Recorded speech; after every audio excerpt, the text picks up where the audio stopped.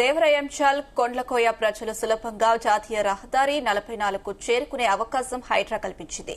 ఈ రెండు గ్రామాల మధ్య ఉన్న రహదారిని బంటకుంట నరసింహారెడ్డి గేట్లు పెట్టి రోడ్డును కొంతమేర తవ్వేసి ఆటంకాలు సృష్టించగా హైడ్రా వాటిని తొలగించింది.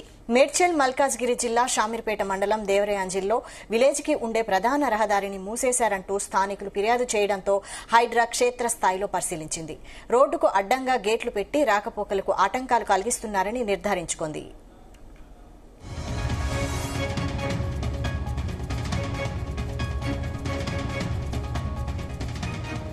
కొండ్లకోయ 135, 136 సర్వే నెంబర్లలో జిల్లా న్యాయ వ్యవస్థ సముదాయానికి కొంత స్థలాన్ని ప్రభుత్వం కేటాయించింది.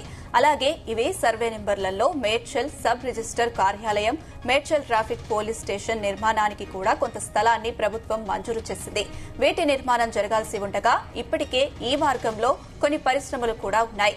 వీటితో పాటు కొండ్లకోయ, దేవరయంచాల్ నివాసితులు కూడా ఇదే రోడ్డును వినియోగిస్తున్నారు. ప్రస్తుతం మట్టి రోడ్డు ఉండగా త్వరలో 40 అడుగుల విస్తీర్ణంలో తార్ రోడ్డు నిర్మించేందుకు కూడా ఏర్పాట్లు జరుగుతున్నాయి. ఇలాంటి పరిస్థితుల్లో రహదారిపై ఆటంకాలు సృష్టించడం ఏంటని స్థానికులు హైడ్రాను ఆశ్రయించారు.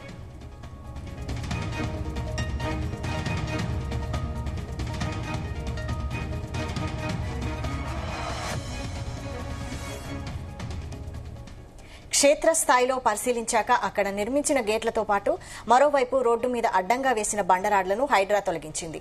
కందకం మాదిరి తవ్విన చోట మట్టిని నింపి రాకపోకలను పునరుద్దరించింది. గూండాగిరితో రాకపోకలకు అంతరాయం కలిగించిన వారిపై చర్యలు తీసుకోవాలని హైడ్రాను స్థానికులు కోరారు. ఫిర్యాదు చేసిన వారం రోజుల్లోనే ఆటంకాలను తొలగించిన హైడ్రాకు ధన్యవాదాలు తెలిపారు.